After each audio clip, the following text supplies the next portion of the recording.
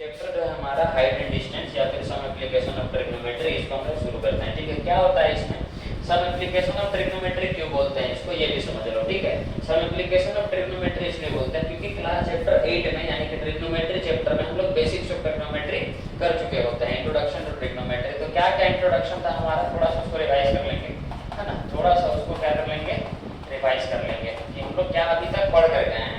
सबसे पहले चीज हम लोग पढ़े थे कि साइन थीटा जो होता है वो किसके इक्वल होता है, p/h, जिसको ऐसे सब कोई पढ़ता है लेकिन इसको ऐसे नहीं पढ़ना चाहिए, इसको एक्चुअली ऐसे पढ़ना चाहिए। देखो कैसे पढ़ना चाहिए, मान लो हमारे पास एक ट्राइंगल है, क्योंकि ट्राइंगल का ही केस होगा यहाँ पर, पूरा ट्रिग्नोमेट्री में पूरा ट्राइंगल ही भरा हुआ था।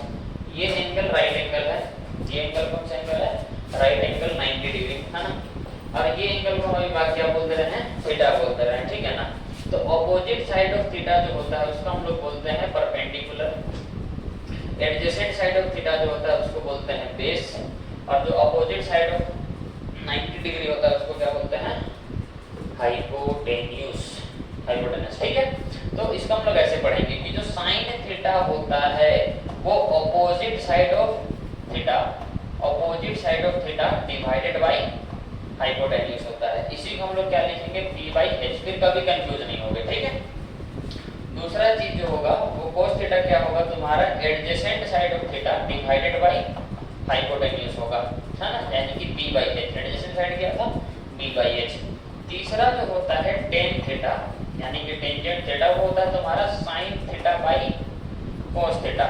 sin theta by cos theta अगर हम करें तो हम p/h, देखो पहला क्या था, p/h, इसको डिवाइड कर रहे हैं p/h से, तो h कैंसिल आउट हो जाएगा और क्या बचेगा, p/b, यहाँ से ऐसे आएगा। ठीक है, उसके बाद फोर्थ जो होगा वो क्या होता है हमारा कोसेक थीटा। कोसेक थीटा किसके इक्वल होता है, वो होता है reciprocal of sine theta. Reciprocal of sine theta मतलब साइन थीटा को पलट देना है, h/b हो जाएगा। फिफ्थ जो है वो है सेक थीटा। सेक थीटा क्या होता है, रेसिप्रोकल ऑफ cos थीटा। तो रेसिप्रोकल ऑफ cos थीटा करेंगे तो h/b होगा क्योंकि ये b/h था। और सिक्स है हमारा cot थीटा। cot थीटा जो कि क्या होता है, reciprocal of tan theta. Reciprocal of tan theta करने का मतलब है tan थीटा अगर तुम्हारा p/b था तो ये क्या हो जाएगा, b/b। ये चीज हम लोग चैप्टर 1 में मतलब चैप्टर 8 में देख चुके थे, इंट्रोडक्शन टू ट्रिग्नोमेट्री में। ठीक है, और एक टेबल भी बनाने का सीखे थे, है ना। कौन सा टेबल बनाने का सीखे थे, दो टेबल बनाते हैं पहले। ठीक, सबसे पहला एंगल था 0 डिग्री, फिर 30 डिग्री, फिर 45 डिग्री, फिर 60 डिग्री, और एक लास्ट क्या था 90 डिग्री। इतना चीज पढ़े थे हम लोग, है ना। इसमें दो चीज लेते हैं, एक ऊपर हम लिए हैं थीटा और नीचे लेंगे ट्रिग्नोमेट्रिक रेशियो, सीधा ट्रिग्नोमेट्रिक रेशियो लिखते हैं। ठीक है, तो पहला ट्रिग्नोमेट्री अगर यहाँ पे तो कोई बात नहीं, बहुत बढ़िया बात है। 0 डिग्री, 0 डिग्री का 0, 30 का 1/2, 45 का 1/√2, 60 का √3/2 और 90 का 1। ये तो याद रहता है ये सबको, है ना। अब उसके बाद क्या करना है, तुमको इधर से लेते आना, 90 वाला 0 में लिखेंगे, 60 वाला 30 में लिखेंगे, 45 वाला 45 में ही रहेगा, 30 वाला 60 में आ जाएगा और 0 वाला 90 में आ जाएगा।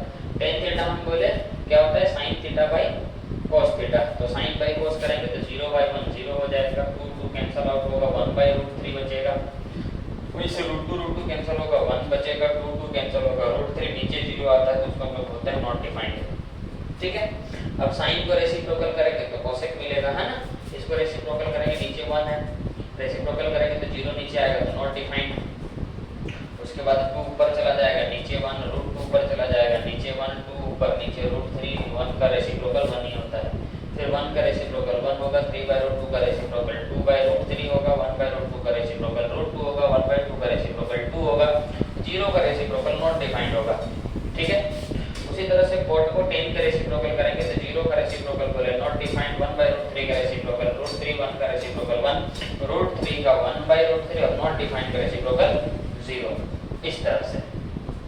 ठीक है, अब क्या करते हैं, अब सम एप्लीकेशन ऑफ ट्रिग्नोमेट्री को थोड़ा देखते हैं, इस चैप्टर में क्या पढ़ेंगे हम लोग, है ना।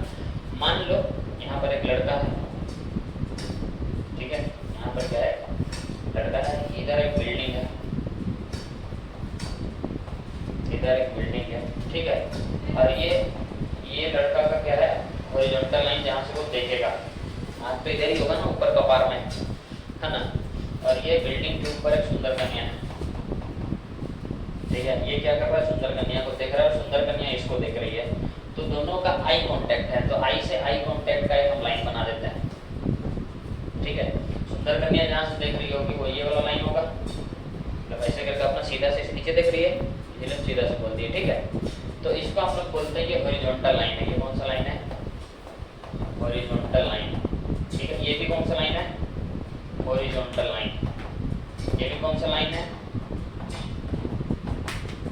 हॉरिजॉन्टल लाइन, ठीक है। हम लोग एक सिचुएशन देख रहे थे यहाँ पर, जिसमें क्या था, एक लड़का है राहुल, जो कि किसी सुंदर कन्या को जो छत के ऊपर सुसाइड करने चढ़ी है उसको देख रहा है, ठीक है। अभी क्या हुआ, आई कांटेक्ट हुआ, जस्ट, समझ रहे हो।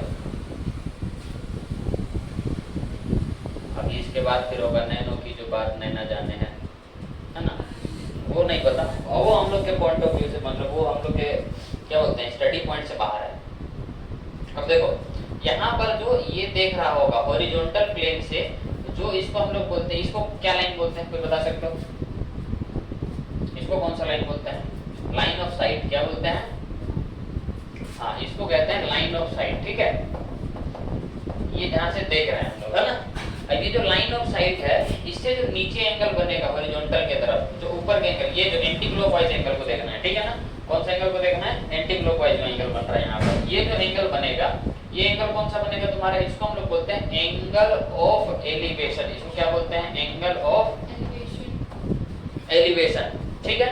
और यहाँ पर यहीं पर जो इसका नीचे एंगल बनेगा क्लॉकवाइज, देख रहे हो जो एंगल कैसे बन रहा है तुम्हारा, सॉरी ये भी एंटी क्लॉकवाइज बन रहा है, ये क्लॉकवाइज बन रहा है, बताओ, हाँ एंटी क्लॉकवाइज बन रहा है। तो यहाँ पर भी जो एंगल एंटी क्लॉकवाइज बनेगा वो कौन सा एंगल होगा तुम्हारे, इसको हम लोग बोलते हैं एंगल ऑफ डिप्रेशन, क्या बोलते हैं, एंगल ऑफ डिप्रेशन, ठीक है। तो मोटा मोटी ये समझ लो, राहुल और नेहा को छोड़ो, हटाओ, और इसको समझो।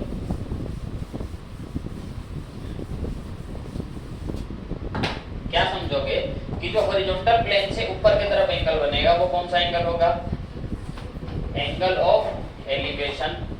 और जो हॉरिजॉन्टल प्लेन से नीचे की तरफ एंगल बनेगा वो क्या होगा, एंगल ऑफ डिप्रेशन। अगर तुम गौर से देखो तो एंगल, ये जो हॉरिजॉन्टल प्लेन था नीचे वाला, और ये हॉरिजॉन्टल प्लेन जो है ऊपर वाला, ठीक है, ये दोनों क्या है, हॉरिजॉन्टल प्लेन है तो पैरेलल है, आगे नहीं। अगर इसको नामकरण दे हम ए बी सी और डी, तो अगर तुम देखोगे तो ए बी जो है वो पैरेलल है किसके, सी डी के, और दो लाइन पैरेलल है। ये बीच में जो एक रेखा आ रहा है, देखो रेखा आ रही है ना, तो इसको हम लोग क्या बोलते हैं, ट्रांसवर्सल बोलते हैं। ट्रांसवर्सल के अपोजिट इंटीरियर एंगल क्या होते हैं, इक्वल होते हैं, इसीलिए इसको हम लोग क्या बोलते हैं, अल्टरनेट इंटीरियर एंगल से ये एंगल और ये एंगल क्या रहेगा, इक्वल रहेगा। मतलब एंगल ऑफ एलिवेशन जो है, एंगल ऑफ एलिवेशन जो है वो इक्वल रहेगा किसके, एंगल ऑफ, ये बात तो समझ में आना जाना चाहिए, हाँ कि नहीं। तो अगर कोई भी एंगल दिया हुआ रहे उसको एंगल ऑफ एलिवेशन मान करके चलना, ये पहला पॉइंट है सबक का बात, ठीक है। अब देखो इसमें हम लोग 6 ट्रिग्नोमेट्रिक रेशियोज पढ़े थे, उसका क्या होगा, यूज होगा थोड़ा बहुत क्या, बहुत ज्यादा यूज होगा, है ना। अब जैसे समझो, अब क्या समझोगे, देखो ध्यान से। मान लो हमारे पास एक ट्राइंगल है, ट्राइंगल ए बी सी। हमारे पास क्या है, ट्राइंगल है, ये ट्राइंगल है, ट्राइंगल ए बी सी। जहां पर ये ट्राइंगल ए बी सी जो है, ये ट्राइंगल ए बी सी जो है, इसमें एंगल बी है तुम्हारा 90 डिग्री। एंगल बी कितना है, 90 डिग्री। और एंगल सी को हम मान लिए हैं 30 डिग्री। एंगल को कितना मान लिए हैं, सी को 30 मान लिए हैं। और अगर एंगल सी 30 मान लिए हैं,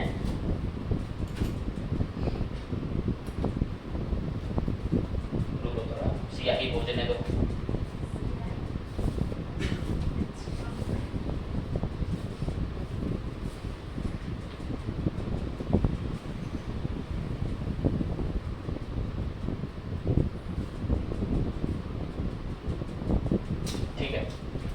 यहाँ पर ये एंगल को हम मान लिया। अब देखो क्या करते हैं ना, इसको ऐसा करके निकाल लेते हैं। ये मान लो हम बोल देते हैं इस पॉइंट से इस पॉइंट तक ये था 30 मीटर, ये बस हमको पता है, ठीक है। तो इनको क्या करना है, ये दोनों निकालना है, ए बी भी निकालना है और AC भी निकालना है, कैसे निकालेंगे? तो ये हम लोग इस चैप्टर में यूज करके निकालते हैं। अब देखो कुछ कुछ बात और याद आ रहा होगा, जैसे कि जो थीटा का अपोजिट वाला साइड होता है उसको परपेंडिकुलर बोलते हैं, थीटा का एडजेसेंट वाला साइड होता है उसको बेस बोलते हैं, और 90 डिग्री का अपोजिट वाला साइड होता है उसको हाइपोटेन्यूज बोलते हैं। तो हमको निकालना दो चीज है, एक परपेंडिकुलर और एक हाइपोटेन्यूज। तो परपेंडिकुलर और बेस के साथ किसका रिलेशन था? परपेंडिकुलर और बेस के साथ किसका रिलेशन था? एक तो टेन का या फिर कोट का, क्योंकि देखो टेन थीटा का फॉर्मूला अपन को पता है, टेन थीटा का फॉर्मूला होता है p बाई b, और दूसरा कोट का भी अपन को फॉर्मूला पता है, कोट का कितना होता है b बाई, मतलब दोनों तो रेसिप्रोकल ही है ना भाई, तो दोनों में से कोई भी ले सकते हैं, जो मन करे। चमक रहा है? जो मन करे ले लो। हम क्या लेते हैं? टेन थीटा लेते हैं। तो अगर हम टेन थीटा ले तो ये इक्वल होगा b बाई b का। तो थीटा कितना दिया हुआ है? 30 डिग्री। p कितना दिया हुआ है? मतलब ये है ना p, तो AB जो हमको निकालना है। b क्या है तुम्हारा? BC, जो गिवन है कुछ तो गिवन है। tan 30 का वैल्यू कितना होता है? 1/√3। 1/√3 AB अपन को निकालना है, और BC दिया हुआ है 30 मीटर, है ना? तो क्या करते हैं, इसको क्रॉस मल्टीप्लाई करके निकाल लेते हैं। तो AB जो आएगा वो कितना आएगा तुम्हारा? 30/√3 मीटर, हाँ कि नहीं? अब जिसको मन में थोड़ा खुजली हो तो इसको चेंज कर सकते हो, हाँ 10√3 आ जाएगा। ठीक है, कैसे करते हैं पता है ना? कैसे करते हैं पता है कि नहीं पता है? यस और नो? नहीं, क्लास 9 पढ़ा था वो मेरा ही जगह तो पढ़ा था, इतना खराब तो नहीं पढ़ाया था बाबू। रैशनलाइजेशन नाम के चिड़िया सुने हो? वही करना, ठीक है? नीचे एक रैशनल नंबर नहीं रखता, रैशनलाइजेशन करना, जो ही रैशनल नंबर उसके ऊपर नीचे मल्टीप्लाई करोगे तो नीचे 3 आएगा, 10 पर में कटेगा, ऊपर √3 बचेगा, खत्म। अब अगर हमको क्या निकालना है? p निकालनी, h निकालना है, और h और p के साथ रिलेशन ले सकते हैं क्योंकि p पता है, h और b के साथ रिलेशन ले सकते हैं क्योंकि b भी पता है, तो दोनों में से कोई भी रिलेशन लिख सकते हैं। तो h p और h का ले ले कि b और h का ले ले? किसका ले ले बोलो? p और h का। चलो p और h का रिलेशन किसके साथ है? एक तो sin के साथ, एक तो sin थीटा के साथ है p/h, और इसी का रेसिप्रोकल है cosec थीटा के पास, हाँ कि नहीं? ऐसे ही कुछ होता है ना? तो ये रिलेशन हम ले सकते हैं, ले लेते हैं। चलो साइन ले लेते हैं, है ना? साइन ले लेते हैं। तो साइन थीटा होता है तुम्हारा p/h। साइन थीटा का जगह में रखेंगे 30 डिग्री, p अपन का है AB और h अपन का है AC, ठीक है? अब यहाँ पर जो है sin 30 का वैल्यू कितना होता है? 1/2। AB हमको पता है, अभी ताजा निकाले 10√3, और AC हमको निकालना है 10√3 मीटर। क्रॉस मल्टीप्लाई करो, AC आ जाएगा तुम्हारा 20√3 मीटर, 20√3 मीटर। समझा?